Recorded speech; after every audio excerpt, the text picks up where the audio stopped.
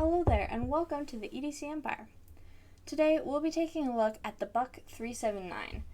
This edition is part of a limited edition gift tin set with the Buck 739. I'm recording two separate videos, but to get our full opinions on the overall tin, you should definitely check out the other video for the 739, which has come out at the same time as this one. The gift tin set is also the one in this mountain looking box. There are a couple with some deer on them, but they have the same knives. So any of those should have the same knives in the same versions. So the Buck 379 is designed and OEM'd by Buck, and it is produced in China as well. The 379 is a slip joint, and mainly it can be deployed with this nail nick or just by using a pinch grip. The pivot doesn't really have anything like washers. It is just running on these steel liners, but it's been pretty smooth so far, so no complaints there. And similar to the 739, the blade material on the 379 is 420 J2. This one is in a clip point shape, and it is flat ground all the way from the top of the blade down to a very nice slicey edge and tip. On your handle, we have wood covers with steel liners and brass bolsters on the end. The overall length of the Buck 379 is 5.21 inches when open and 2.99 inches when closed.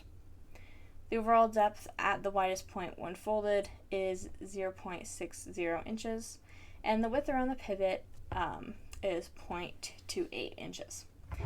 Comparing this to Spyderco Tenacious or also your PM2 or Para 3, which has a width at the pivot of 0.5 inches, you can see it is significantly smaller, quite a bit, but it is a smaller slip joint compared to this larger knife. So getting into some size comparisons, we have the Spyderco Tenacious and the Benchmade Bug Out. Obviously, both are larger than the 379. And for some more budget knives, we had the QSP Penguin and the Civivi Laser. Obviously, again, these ones are both larger. And then, since this is part of the gift set, I will do a size comparison for the 739 as well. Different kinds of knives, the slip joint, and more traditional folder with a liner lock. But yeah, there's a size comparison for you. So the blade length on the 379 is 2.22 inches, and the edge length is 1.92 inches.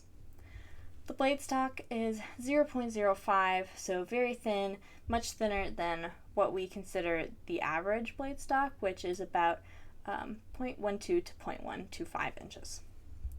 And the weight of the Buck 379 is 0.875 ounces, so very light, very carryable.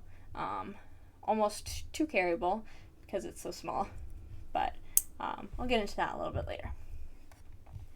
So I'll take my thoughts on this from tip to butt, followed by the information on the price of the 379 and any variants you may be able to get. So starting with the blade, the clip point is, I found, a great shape for slicey cuts like opening boxes. Something else that helps with that is the very thin edge and the very thin tip that have been really great to use, honestly.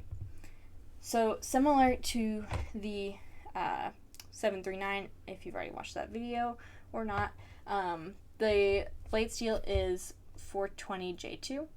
This is not a common blade steel for the blades of pocket knives. It's more often used for the liners here, but it's been great. 420 J2 is very corrosion resistant, and it's also very tough and very durable. attributed to its low HRC, or its hardness. So the 420 J2 is better than some steels, but not the best for $40, which is the amount for the gift set. Although with that $40, you do get 2 knives, so it's not really that bad. Talking about deployment, the nail nick is well placed if you prefer to use it, but I prefer a pinch grip, which you can definitely do easily with this kind of larger part here on the blade. Knife ergos wise, it is a small knife, but definitely very comfortable. Even for bigger hands, I found it to be very comfortable, and I've really enjoyed carrying it. So I've carried this a lot while I've been working on my thoughts for it. It's a great 5th pocket size.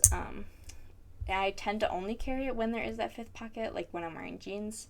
So I would be kind of afraid to do it in like without the 5th pocket, just because I think it would be kind of a burden, and it would end up in the bottom of my pocket because there's no pocket clip, and it's just so small that it kind of only really works in the 5th pocket, or maybe a back pocket if you want to do that.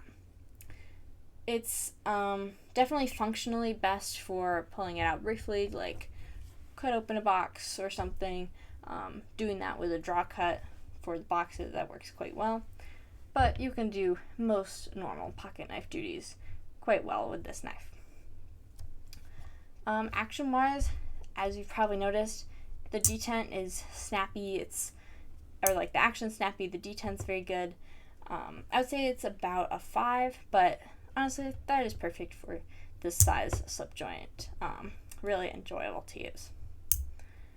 On the handles, they have wood covers similar to the wood scales on the 739. I'd say that gives it a very traditional feel. One cover actually, I've had an issue with the wood grain. So this cover has the wood grain going horizontally, but if you look on the other side, the wood grain is going diagonally. So that isn't normal. It's a little hard to see here, but I don't like that. And yeah, if that matters to you, just consider it. It might be the case on other 379s. It might not, but definitely something to note. The brass bolsters on the end, they look quite nice. They've patinaed a little bit, or like they've gotten some wear, and they look great. So yeah, definitely enjoyed those. The covers of the handle meet up very nicely to the bolsters, no gap there. Really not much of a seam other than the change of material, so that's been great as well, and that is true on both sides. So the shield on the 379 is also brass. This one is inset quite well, flat against the cover, so no complaints there either. Alright, so talking about what variants you might be able to find of the 379. As this is part of a limited edition gift set with the 739, it is no longer available from your major retailers, but you may be able to find the set on eBay or another similar site.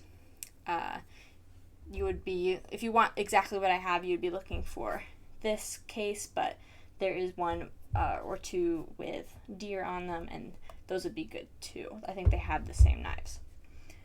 That gift tin, as I've mentioned, is about $40. This includes both knives, and is definitely not a bad price, especially considering the quality of the slip joint.